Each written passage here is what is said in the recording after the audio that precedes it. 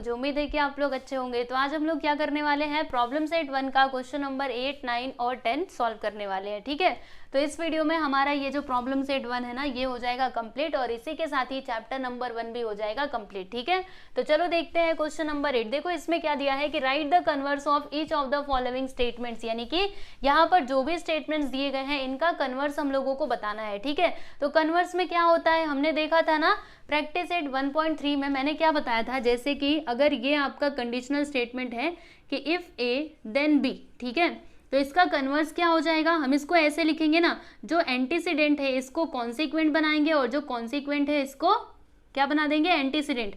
ऐसे मैंने आपको एरो बना करके बताया था ना, ये है एंटीसीडेंट, ये है कॉन्सिक्वेंट। तो कन्वर्स में हम क्या करते हैं, दोनों को इंटरचेंज कर देते हैं, यानी इसका कन्वर्स क्या हो जाएगा, if B then A, right. Yes, तो यहाँ पर भी हमें ऐसा ही कुछ करना है, जैसे कि ये रहा आपका कंडीशनल स्टेटमेंट। क्या दिया है कि if the sum of the measures of angles in a figure is 180 degree then the figure is a triangle. तो देखो ये जो देन के बाद आपको दिखाई दे रहा है, दिस इज योर कॉन्सिक्वेंट। ठीक है, और यहाँ से लेकर के यहाँ तक क्या है स्टूडेंट्स, ये है आपका एंटीसीडेंट, राइट। तो हमें दोनों को इंटरचेंज करना है। तो सोचिए यहाँ पे स्टेटमेंट क्या बनेगा। तो देखो हम लोग ऐसे बोल सकते हैं ना कि if the figure is a triangle, या फिर ऐसे बोलो कि if the given figure is a triangle then the sum of the measures of angles in a figure is 180 degree. यानी कि अगर गिवन फिगर क्या है, ट्राइंगल है, तो फिर उसके जो तीनों एंगल्स होंगे उनको हम लोग प्लस करेंगे तो कितना आएगा, 180 डिग्री आएगा। ठीक है, तो चलो यहाँ पे इसका हम आंसर लिखते हैं स्टूडेंट्स। क्या लिखेंगे कि if the given figure is a triangle, given figure is a triangle। ठीक है, अगर गिवन फिगर क्या है, ट्राइंगल है, then the sum of measures of angles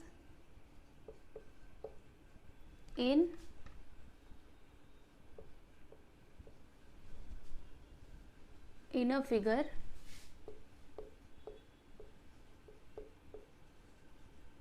is 180 degree. ठीक, यस, तो ये रहा आपका आंसर। क्या लिखा मैंने एक बार फिर से आपको पढ़ करके बताती हूँ, सुनिए।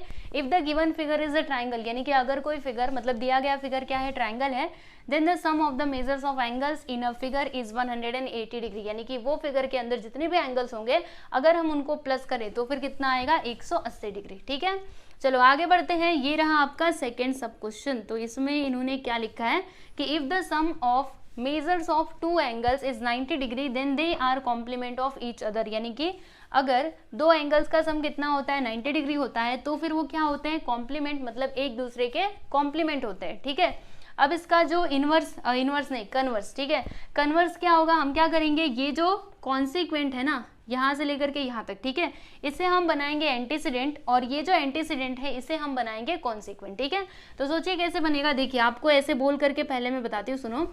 हम ऐसे बोलेंगे कि इफ टू एंगल्स की बात की जा रही है ना, ऐसे बोलेंगे कि if the two angles are complement of each other, यानी कि अगर दो एंगल्स क्या है, complement of each other, then the sum of measures of two angles is 90 degree. ठीक है, समझ पाए कि नहीं। चलो एक बार लिखते हैं, फिर उसके बाद से हम लोग उसको रीड करेंगे। ठीक है, चलो यहाँ पे हम क्या लिखेंगे कि if the two angles are complement of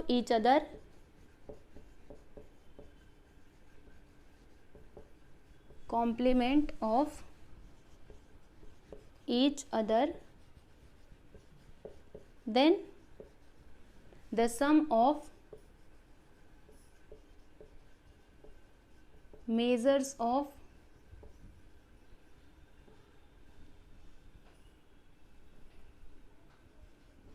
those two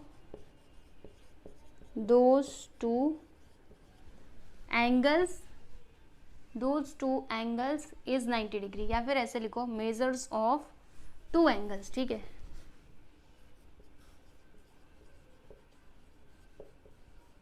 is 90 degree. Yes, अब इसको पढ़िए, आपको समझ में आएगा। क्या लिखा हमने कि if the two angles are complement of each other, यानी कि अगर दो एंगल्स क्या हैं, एक दूसरे के कॉम्प्लीमेंट हैं, तो फिर some of measures of two angles is 90 degree, तो फिर उन दोनों एंगल्स का सम कितना होगा, 90 डिग्री होगा। कॉम्प्लीमेंट एंगल आप लोग को पता है ना स्टूडेंट, जैसे कि हम लोगों ने पहले भी देखा है, सप्लीमेंट और कॉम्प्लीमेंट। सप्लीमेंट में क्या होता है कि दो एंगल्स का सम कितना होना चाहिए, 180 डिग्री होना चाहिए, ठीक है। और कॉम्प्लीमेंट में क्या होता है कि दो एंगल्स का सम कितना होना चाहिए, 90 डिग्री, यानी कि 90 डिग्री होना चाहिए, ठीक है। यस, तो ये रहा आपका आंसर।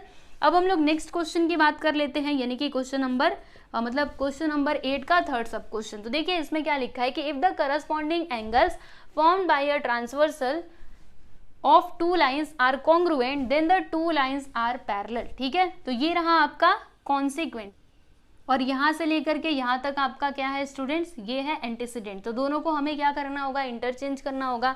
तो सोचिए हम इसको कैसे बना सकते हैं, तो हम लोग ऐसे बोल सकते हैं कि if the two lines are parallel, यानी कि अगर दो लाइंस पैरेलल हैं, then the corresponding angles formed by a transversal of two lines are congruent, ठीक है। देखो कितना, ये तो बड़ा सिंपल है ना, इसमें हमें कुछ भी अपने मन से नहीं लगाना, बस ये जो दिया है उसे लिख दीजिए। तो चलिए यहाँ पे हम लिखेंगे कि if the two lines are parallel, अगर दो लाइंस आपस में क्या है बच्चों, पैरेलल है, तो फिर यहाँ पे लिखेंगे then the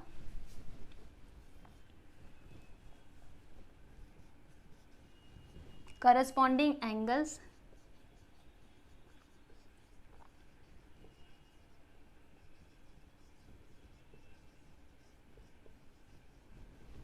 formed by a transversal of two lines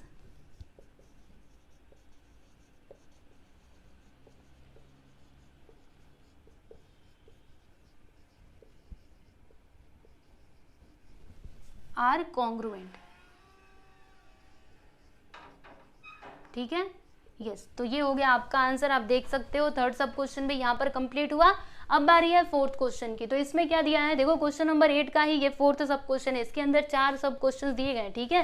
तो इसमें क्या लिखा है कि if the sum of the digits of a number is divisible by 3 then the number is divisible by 3, यानी कि अगर जैसे कि हमें कोई नंबर दिया गया, ठीक है, तो उसके अंदर जितने भी डिजिट्स है ना, अगर हम उनको प्लस करें और वो डिविजिबल बाय 3 हो, यानी 3 से वो डिवाइड हो सकता है, तो फिर वो जो पूरा नंबर है ना, वो भी 3 से ही डिवाइड होगा। जैसे मैं आपको एग्जाम्पल के लिए समझाती हूँ, यहाँ पे हम ले लेते हैं 5 + 3, ठीक है, फिर यहाँ पे 4 ले लिया, एक मिनट, ऐसे नहीं, हाँ ऐसे 5, 3 and 4, ठीक है।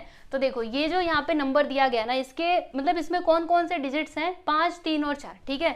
तो अगर इनका सम डिविजिबल बाय 3 होगा, यहाँ पे इन्होंने वही बात लिखी है कि अगर इनका सम क्या होगा, डिविजिबल बाय 3, मतलब हमें क्या करना होगा, 5 + 3 + 4 करना होगा। तो कितना आएगा, 5, 3, 8, 8, 4, 12, ठीक है। तो क्या हम 12 को 3 से डिवाइड कर सकते हैं, जी हाँ, 4 बार में, ठीक है। तो अगर इनका सम ये 3 से डिवाइड हुआ, तो फिर ये पूरा नंबर किससे डिवाइड हो सकता है, 3 से डिवाइड हो सकता है। चलो आपको करके बताती हूँ। 3 × 1 = 3, इसमें 2 बचेगा, तो यहाँ पे क्या हो जाएगा, 3 × 7 = 21, फिर से 2 बचेगा, 3 × 8 = 24। देखो यहाँ पे 3 से डिवाइड हुआ कि नहीं, यस हुआ ना। तो यहाँ पर आपने एक नई चीज सीख ली कि अगर कोई भी नंबर दिया गया है और उसके डिजिट्स का सम 3 से डिविजिबल है, तो फिर वो पूरा नंबर क्या होगा, 3 से डिवाइड हो सकता है, ठीक है। यस, ये सही मैंने किया ना, 3 × 1 = 3, फिर इसमें से 1 कितना बचेगा, 2, 3 × 7 = 21, फिर 2 बचेगा, 3 × 8 = 24, सही है, ठीक है। तो इसी को हमें क्या करना है, कन्वर्स बताना है इसका। तो कैसे बता सकते हैं, सोचिए, जो हमारा कॉन्सिक्वेंट है उसको हम एंटीसीडेंट बनाएंगे। तो कैसे लिखेंगे, ऐसे लिखेंगे कि if the given number is divisible by 3, यानी अगर दिया गया नंबर डिविजिबल बाय 3 है, तो फिर then the sum of the digits of a number is divisible by 3, ठीक है। तो चलो यहाँ पे हम लिखते हैं इसका आंसर, ठीक है। क्या लिखेंगे, इफ द गिवन नंबर मतलब अगर दिया गया नंबर इज डिविजिबल बाय 3, वो है डिविजिबल बाय 3। अगर दिया गया नंबर डिविजिबल बाय 3 है, देन क्या होगा, then the sum of the digits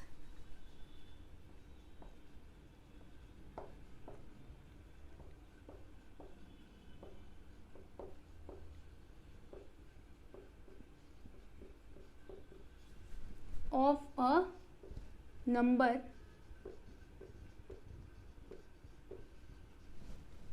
is divisible by 3।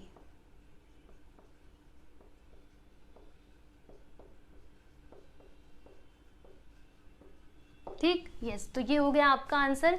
चलिए अभी आगे चलते हैं। क्वेश्चन नंबर 8 तो यहाँ पे कंप्लीट हो गया है स्टूडेंट्स। अब हम बात करेंगे क्वेश्चन नंबर 9 की। ठीक है, तो इसमें क्या लिखा है कि राइट द एंटीसीडेंट और consequent in the following statements, यानी यहाँ पर ये जो दोनों स्टेटमेंट्स दिए गए ना, इनमें हमें एंटीसीडेंट बताना है और कॉन्सिक्वेंट बताना है। ठीक है, और आपको एक और बात बताती हूँ, देखो बच्चों, ये जो एंटीसीडेंट होता है ना, ये आपका क्या होता है, गिवन पार्ट, यानी दिया गया पार्ट। जैसे हम लोग प्रूफ करते हैं ना, ठीक है, तो मतलब वो कोई स्टेटमेंट दिया रहता है, जैसे हमें क्या करना होता है, प्रूफ करना होता है। तो क्या दिया है और क्या प्रूफ करना है, तो जो आपका एंटीसीडेंट होता है ना, वो गिवन पार्ट है, यानी वो क्वेश्चन में दिया गया है। ठीक है, जिसका यूज करके आपको कॉन्सिक्वेंट को प्रूफ करना है, यानी कि पार्ट टू बी प्रूफ। ठीक है, चलो देखते हैं। यहाँ पर तो हमें एंटीसीडेंट और कॉन्सिक्वेंट ही बताना है ना, तो ये तो सिंपल है। देखो एंटीसीडेंट क्या होगा, तो इफ के बाद जो दिखाई दे रहा है ये आपका एंटीसीडेंट हो जाएगा, और ये जो देन के बाद दिखाई दे रहा है ये आपका कॉन्सिक्वेंट हो जाएगा, सिंपल। तो यहाँ पे हम क्या लिखेंगे स्टूडेंट्स, एंटीसीडेंट पहले लिख देते हैं। क्या होगा कि all sides of a triangle are congruent. Okay, all sides of a triangle are congruent.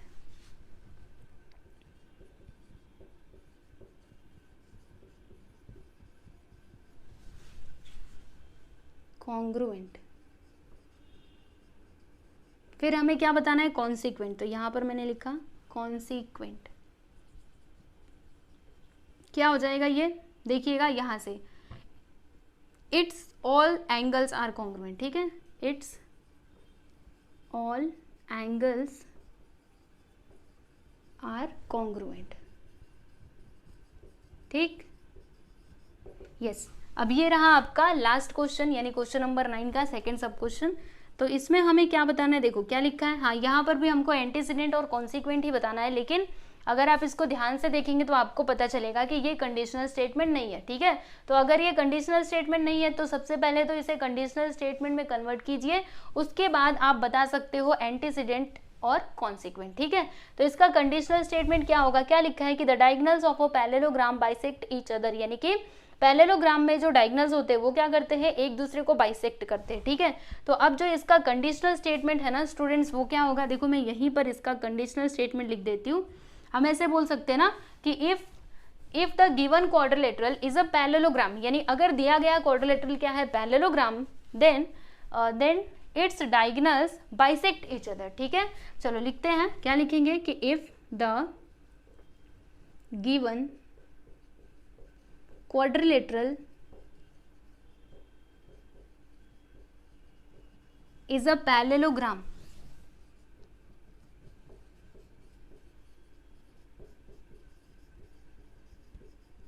अगर वो पैरेललोग्राम है देन its diagonals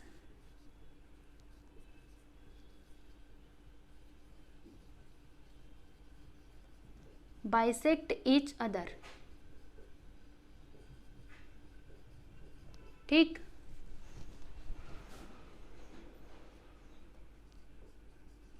ये आपका कंडीशनल स्टेटमेंट हो गया। अभी इसकी मदद से हम अपना आंसर बता सकते हैं, यानी कि एंटीसीडेंट और जो कॉन्सिक्वेंट हमसे पूछा गया था क्वेश्चन में वो हम लोग बता सकते हैं। ठीक है, तो एंटीसीडेंट क्या होगा, तो इफ के बाद जो भी है यहां से लेकर के यहां तक ये आपका हो जाएगा एंटीसीडेंट। ठीक है, तो हम क्या लिखेंगे कि the given quadrilateral is a parallelogram, the given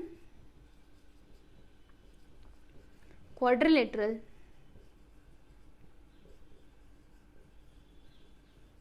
is a parallelogram।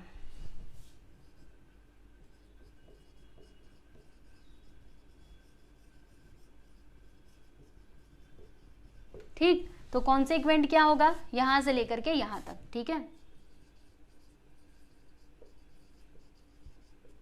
क्या लिखेंगे हम, it's diagonals bisect each other. ठीक है,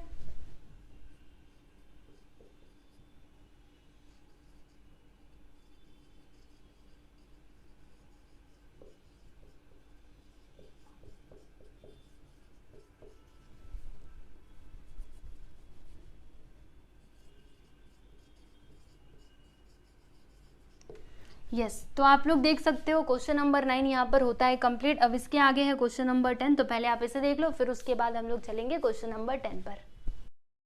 प्रॉब्लम सेट 1 का अंतिम सवाल देख लीजिए, यानी कि क्वेश्चन नंबर 10। ठीक है, इसमें क्या लिखा है, हमें क्या करना है ना, सबसे पहले तो फिगर बनाना है। और कैसा बनाना है, लेबल। इसका मतलब क्या होता है कि हमें उसका नाम भी लिखना होगा। जैसे कि हमने ये ट्राइंगल बनाया तो इसका नाम भी लिखना होगा ABC, समझे। और फिर हमें क्या बताना है, हमें बताना है एंटीसीडेंट और कॉन्सिक्वेंट। तो चलो एक एक करके देखते हैं। तो ये रहा आपका पहला सब क्वेश्चन। क्या लिखा है कि 2 इक्विलैटरल ट्राइंगल्स आर सिमिलर। तो देखो ये कंडीशनल स्टेटमेंट नहीं है, तो एक काम करते हैं, पहले तो हम यहाँ पे कंडीशनल स्टेटमेंट लिखते हैं। ठीक है, तभी तो हम एंटीसीडेंट और कॉन्सिक्वेंट बता पाएंगे ना। तो चलो यहाँ पे हम कंडीशनल स्टेटमेंट लिखते हैं। क्या बनेगा सोचिए, 2 इक्विलैटरल ट्राइंगल्स आर सिमिलर, ऐसे लिखा है ना, तो हम लोग ऐसे लिख सकते हैं कि if the given 2 triangles are equilateral then they are similar. ठीक है, चलो बना दिया मैंने कंडीशनल स्टेटमेंट, CS मतलब कंडीशनल स्टेटमेंट। ठीक है, क्या बोलेंगे कि if the given 2 triangles are equilateral. ठीक है, 2 ट्राइंगल्स आर इक्विलैटरल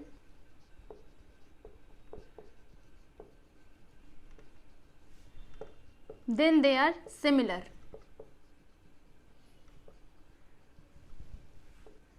मतलब अगर 2 ट्राइंगल्स क्या हैं, इक्विलैटरल है, ठीक है, तो फिर वो क्या होंगे, सिमिलर भी होंगे। तो चलो यहाँ पे सबसे पहले हम लोग लेबल डायग्राम बनाते हैं। तो हमें 2 ट्राइंगल्स बनाने पड़ेंगे जो क्या हो, इक्विलैटरल हो और सिमिलर हो। इक्विलैटरल ट्राइंगल का मतलब क्या होता है, वो ट्राइंगल जिसके तीनों भी साइड्स क्या होते हैं, कॉन्ग्रुएंट होते हैं। ठीक है, और ये सिमिलर का मतलब क्या होता है स्टूडेंट्स, आपको समझाती हूँ। जैसे कि मैंने ना यहाँ पे ये सर्कल बनाया, ठीक है, और यहाँ पे एक और सर्कल बना दिया। ठीक है, तो देखो दोनों ही क्या है बच्चों, सर्कल है, यानी दोनों देखने में क्या है, सेम है ना। ये जैसा दिख रहा है वैसा ही ये भी तो दिख रहा है ना। ठीक है, और मैं आपको क्या बता रही थी, हाँ देखो बड़े छोटे से मतलब नहीं है, बस वो अगर दिखने में सेम है, यानी कि 2 फिगर है और दोनों के दोनों सेम टू सेम दिखाई देते हैं। ठीक है, तो फिर हम उन दोनों फिगर्स को क्या बोल सकते हैं, सिमिलर बोल सकते हैं। जैसे कि एक और यहाँ पे देख लीजिएगा, ये लीजिए मैंने यहाँ पे एक ट्राइंगल बना दिया, फिर एक और ट्राइंगल बना दिया। ओके, देखो एक ट्राइंगल छोटा है, एक ट्राइंगल बड़ा है, तो ये दोनों क्या हो जाएंगे, दोनों भी ट्राइंगल्स ही है ना, ये भी ट्राइंगल है ये भी ट्राइंगल है, तो ये दोनों क्या हो जाएंगे, सिमिलर। सिमिलर का सिंबल इस तरीके से होता है। ठीक है, यस, तो हमें यहाँ पे 2 ट्राइंगल्स बनाने पड़ेंगे और दोनों कैसे होने चाहिए, इक्विलैटरल होने चाहिए और दूसरा सिमिलर भी। ठीक है, तो हमें सेम तरीके से बनाना होगा।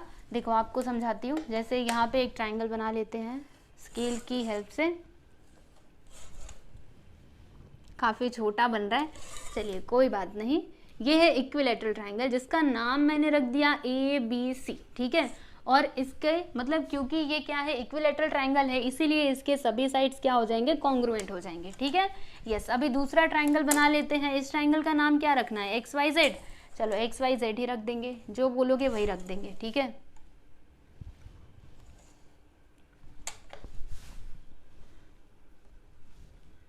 X Y और ये रहा Z।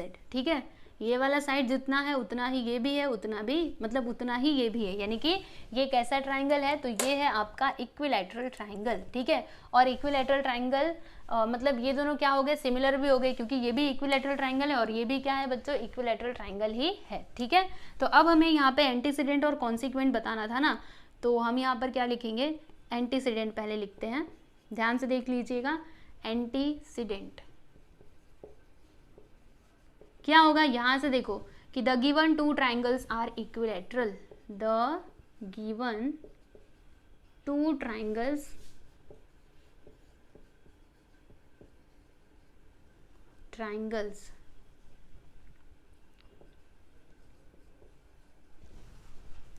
Are equilateral. या फिर आप ऐसे भी लिख सकते हो, बताती हूँ आप लोगों को, यहाँ पे लिख दीजिएगा। और जैसे हमने यहाँ पे ट्राइंगल के नाम भी लिख दिए ना, तो आप नाम भी लिख करके बता सकते हो कि triangle ABC and triangle XYZ and triangle XYZ are equilateral triangle. ठीक है, इक्विलैटरल ट्राइंगल। या फिर बस इक्विलेटरल तक ही लिखो, मतलब ये दोनों ट्राइंगल्स क्या है, इक्विलेटरल ट्राइंगल है। ओके, तो ये हो गया बच्चों आपका एंटीसीडेंट। अब हमें क्या बताना होगा, कॉन्सिक्वेंट बताना होगा। तो चलिए कॉन्सिक्वेंट भी हम लोग बता देते हैं, ये भी हमको आता है। चलो कंडीशनल स्टेटमेंट में देखो कॉन्सिक्वेंट क्या होगा, यहाँ से देखो कि दे आर सिमिलर। ओके, तो यहाँ पे हम लिख सकते हैं दे आर सिमिलर, या तो आप ऐसे लिखो या फिर ऐसे भी लिख सकते हो, नाम जैसे हमने लिखा है ना वैसे देखो और करके लिख दो कि triangle A B C and triangle X Y Z are similar. Okay, triangle A B C and triangle X Y Z are similar. ठीक है, ये दोनों ट्राइंगल्स क्या हैं बच्चों, सिमिलर ट्राइंगल्स हैं। ठीक, यस।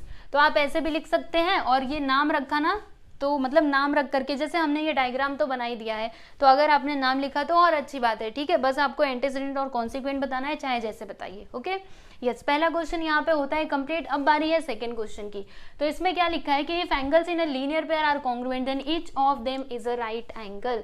तो पहले तो हमें क्या करना होगा, देखिए आपको बताती हूँ, पहले हमें यहाँ पे फिगर बनाना होगा और फिर उसके बाद हम लोग बताएंगे एंटीसीडेंट और कॉन्सिक्वेंट। ठीक है, तो हमारा फिगर कैसा बनेगा, यहाँ पे इन्होंने क्या बोला कि if angles in a linear pair are congruent, यानी लीनियर पेयर का मतलब क्या होता है, जो आपके एंगल्स है वो कैसे होने चाहिए, मतलब यहाँ पर आने चाहिए। ठीक है, और वो दोनों एंगल्स क्या है स्टूडेंट्स, कॉन्ग्रुएंट है। इसका मतलब आप समझ रहे हो, जैसे ये पूरा कितने डिग्री का होता है 180, तो इसका आधा करेंगे तो कितना हो जाएगा 90, यानी कि एक एंगल होगा 90 डिग्री का और दूसरा भी कितने डिग्री का होगा, 90 डिग्री का ही होगा, है ना, क्योंकि वो क्या है, कॉन्ग्रुएंट है। कॉन्ग्रुएंट का मतलब क्या है, 180 को हम लोग आधा आधा बांट देंगे, एक एंगल ये दूसरा एंगल ये। ठीक है, और फिर इन्होंने यहाँ पे आगे क्या दिया, then each of them is a right angle. Right angle का मतलब आप समझते हैं क्या होता है, राइट एंगल मतलब कौन सा एंगल, 90 डिग्री का। ठीक है, तो यहाँ पे वही बोला इन्होंने कि अगर एंगल्स इन लीनियर पेयर क्या होंगे, कॉन्ग्रुएंट होंगे, मतलब दो एंगल्स हैं, और अगर वो कॉन्ग्रुएंट होंगे तो फिर हर एक एंगल जो है वो कैसा होगा, राइट एंगल होगा, मतलब ये भी 90 डिग्री और ये भी 90 डिग्री का। ठीक है,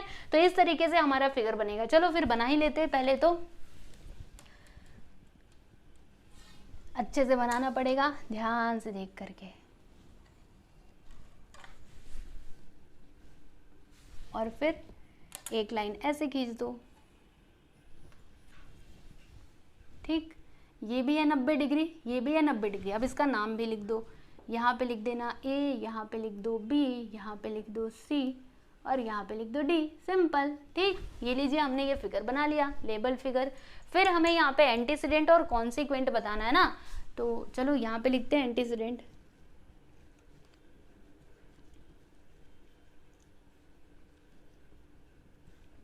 एंटीसीडेंट क्या होगा कि angles in a linear pair are congruent. Okay,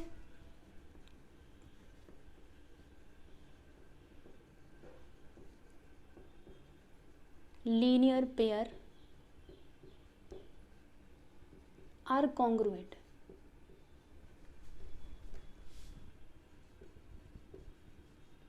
या फिर ऐसे लिखो, जैसे हमने यहाँ पे नाम लिख दिया है ना, तो हम क्या लिखेंगे कि ये वाला एंगल और ये वाला एंगल दोनों आपस में क्या है, कॉन्ग्रुएंट है, क्योंकि यहाँ पर ना उसी इन्हीं दोनों एंगल्स की बात की जा रही है। ठीक है, तो यहाँ पर हम क्या लिख देंगे कि एंगल, पहले इस एंगल का नाम लिखते हैं, एंगल ABC, और लिखा है मैंने, मतलब या तो ये या फिर ये, angle ABC are congruent. Congruent का सिंबल ऐसे ही होता है ना, सिखाया था ना मैंने आप लोगों को, दो लाइन खींचने का, इसके ऊपर इस तरीके से S बना दो, ऐसे सोया हुआ। ठीक है, और फिर ये एंगल का नाम हम कैसे लिखेंगे, एंगल ABD। ठीक है, ये वाला एंगल, एंगल ABD, राइट। ये हो गया आपका एंटीसीडेंट। और कॉन्सिक्वेंट क्या होगा, चलो देख लेते हैं। यहाँ पे हम लिखेंगे कॉन्सिक्वेंट। देखो कॉन्सिक्वेंट ये मतलब ये हो जाएगा कि each of them is a right angle, यानी कि बताती हूँ आपको, each of them is a right angle.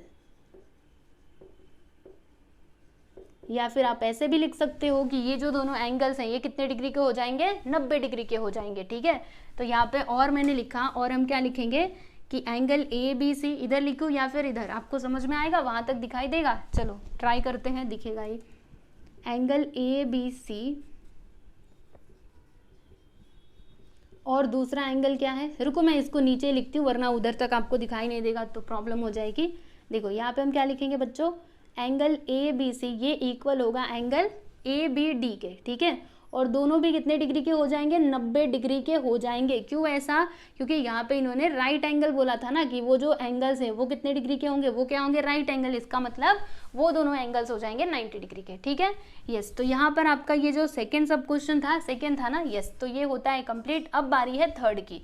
समझा ना आप लोगों को कैसे किया मैंने? देखो मैंने यहाँ पे दो दो क्यों लिखा है, क्योंकि देखो यहाँ पे इन्होंने क्या बोला था, इधर देखो कि पहले तो लेवल डायग्राम बनाइए, उसके बाद से एंटीसीडेंट और कॉन्सिक्वेंट बताइए। इसके लिए आप लोग एक काम कीजिएगा कि अगर ऐसा क्वेश्चन आए ना तो पहले मतलब आप ये भी लिख दो, जो स्टेटमेंट क्वेश्चन में दिया गया है वो भी लिख दो, और जैसे आपने डायग्राम लेबल करके बनाया है उसे भी आप लोग लिख दो। मतलब दोनों का मीनिंग सेम होगा। जैसे यहाँ पे क्या लिखा है, angles in a linear pair are congruent, तो ये दोनों एंगल्स क्या है, लीनियर पेयर में ही है और दोनों क्या है, कॉन्ग्रुएंट है। तो बस मैंने क्या किया, देखो यहाँ पे नेमिंग करके लिख दी कि angle A B C congruent है एंगल ए बी डी के, ठीक है। मतलब दोनों का मतलब सेम है, वैसे ही मैंने यहाँ पर भी किया, ठीक है।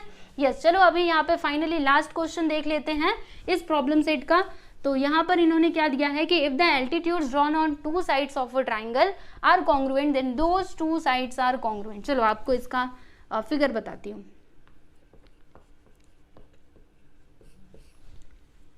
इफ द, अच्छा एल्टीट्यूड क्या होता है पहले आप ये समझिएगा। एल्टीट्यूड यानी क्या, जैसे हम लोग यहाँ पे ये रहा आपका ट्राइंगल, ठीक है। तो अगर मैंने इस वर्टेक्स से इस तरीके से एकदम सीधी लाइन खींची ऐसे, ठीक है, इसके ऊपर, ये बेस के ऊपर, ठीक है, तो ये क्या कहलाएगा बच्चों, एल्टीट्यूड कहलाएगा, ठीक है। वैसे ही मैं क्या कर सकती हूँ, यहाँ से भी खींच सकती हूँ, ठीक है, तो ये भी क्या कहलाएगा, एल्टीट्यूड कहलाएगा। यानी हम बोल सकते हैं हाइट, ठीक है। हाइट कैसा होता है, एकदम सीधा सीधा होता है ना, तो वही आपका क्या होता है बच्चों, एल्टीट्यूड होता है, ठीक है। तो इन्होंने यहाँ पे क्या बोला कि if the altitude drawn on two sides of a triangle, जैसे कि हमारे पास एक ट्राइंगल है, ठीक है, हमने क्या किया, एल्टीट्यूड ड्रॉ किया ट्राइंगल के दो साइड्स के ऊपर। जैसे कि यहाँ से मैंने एक एल्टीट्यूड ड्रॉ किया और यहाँ से एक एल्टीट्यूड ड्रॉ किया, ठीक है।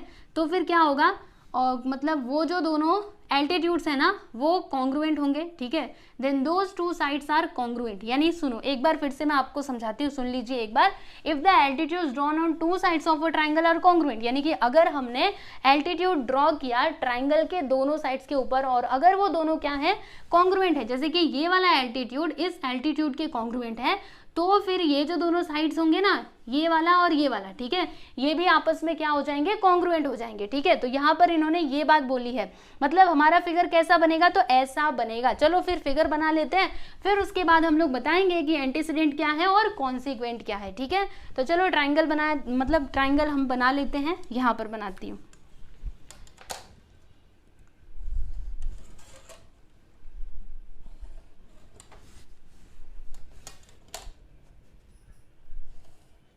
ये रहा ट्राइंगल, ठीक है, इसका नाम दे दूं ए बी सी। फिर हमें क्या करना है, हमें एल्टीट्यूड ड्रॉ करना है दो साइड्स पे। तो एक यहाँ पे करते, एक यहाँ पे करते। चलो यहाँ से एक एल्टीट्यूड मैंने ड्रॉ कर दिया। एल्टीट्यूड याद रखना परपेंडिकुलर होता है, एकदम सीधा होता है। मतलब यहाँ पर ना 90 डिग्री का ही एंगल बनेगा। ओके, सीधा मतलब क्या, 90 डिग्री का एंगल बनेगा, राइट। फिर यहाँ से भी एक लाइन खींच देते हैं हम, तो ये लीजिए हमने ये भी खींच दिया, ठीक है। यहाँ पे कितने डिग्री का एंगल बनेगा बच्चों, 90 डिग्री का एंगल बनेगा। ओके, और ये दोनों आपस में क्या है, कॉन्ग्रुएंट। तो फिर ये दोनों साइड्स भी क्या हो जाएंगे, कॉन्ग्रुएंट हो जाएंगे। यहाँ पर इन्होंने यही बात बोली थी। तो हमने ये फिगर तो बना लिया। अब बारी है एंटीसीडेंट एंड कॉन्सिक्वेंट लिखने की, ठीक है। तो चलो यहाँ पे पहले हम लिखते हैं एंटीसीडेंट। तो एंटीसीडेंट ये देख लो, the altitudes drawn on two sides of a triangle are congruent, ठीक है। क्या लिखेंगे, the altitudes drawn on two sides of a triangle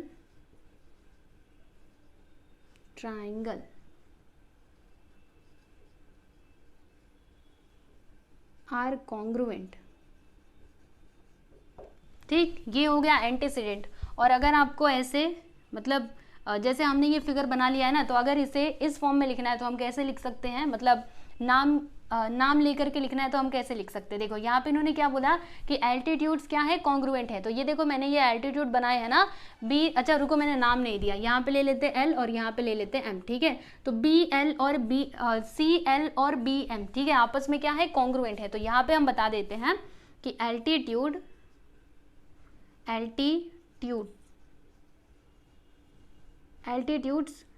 BL BM, ठीक है, BM and CL are congruent, ठीक, ये दोनों एल्टीट्यूड्स क्या हैं, आपस में कॉन्ग्रुएंट हैं, ठीक है। ये हमने फिगर से लिखा। देखो एक तो हमने ये स्टेटमेंट से लिखा, फिर हमने और करके ये जो फिगर था यहाँ से लिख दिया, ठीक है। अब हमें क्या बताना है स्टूडेंट्स, हमें बताना है कॉन्सिक्वेंट क्या होगा यहाँ पर। तो कॉन्सिक्वेंट इधर देख लीजिए ना, देखिए those two sides are congruent, तो यहाँ पर लिख दो इसका कॉन्सिक्वेंट, क्या लिखेंगे, those two sides are congruent, ठीक है। अब और करके लिखिएगा, कैसे लिख सकते हैं, कौन से दोनों साइड्स कॉन्ग्रुएंट होंगे, तो ये वाला साइड और ये वाला साइड आपस में कॉन्ग्रुएंट है ना, तो हम यहाँ पे बोल सकते हैं कि side AB is congruent to side AC, ठीक, यस। तो ये हो गया आपका आंसर, आप लोग देख सकते हो यहाँ पर। फाइनली हमने क्वेश्चन नंबर 10 जो है इसको कंप्लीट कर लिया और इसी के साथ ही हमारा चैप्टर नंबर 1 मैथमेटिक्स पार्ट 2 का होता है कंप्लीट, ठीक है। सबके सब हमने कर लिया है, सारे प्रैक्टिस सेट के क्वेश्चन सॉल्व कर लिए और फिर हमने ये प्रॉब्लम सेट के क्वेश्चंस भी सॉल्व कर लिए, ठीक है। और अगर आपको इसकी PDF फाइल चाहिए, मतलब सारे प्रैक्टिस सेट्स जो मैं आपको सॉल्व करवाती हूँ, ठीक है, उसके क्वेश्चन और आंसर जैसे मैं लिख करके देती हूँ वैसा चाहिए, तो आप लोग टेलीग्राम चैनल में जा करके ले लीजिएगा। उसका लिंक ना मैंने डिस्क्रिप्शन में दिया हुआ है, तो वहाँ से टेलीग्राम चैनल को ज्वाइन कर लो और जा करके आप लोग नोट्स उधर से लीजिए और अपनी नोटबुक कंप्लीट कीजिए और बाकी पढ़ाई भी अच्छे से करते रहिए, ठीक है। बाकी कुछ भी डाउट रहता है तो मुझे आप लोग ज़रूर बताइएगा और प्लेलिस्ट में जा करके जो आपके बाकी के चैप्टर्स हैं उनको भी देख सकते हैं, ठीक है। तो चलिए आज के लिए बस इतना ही, अभी मिलेंगे हम लोग नेक्स्ट वीडियो में। ओके, चलो बाय एवरीवन।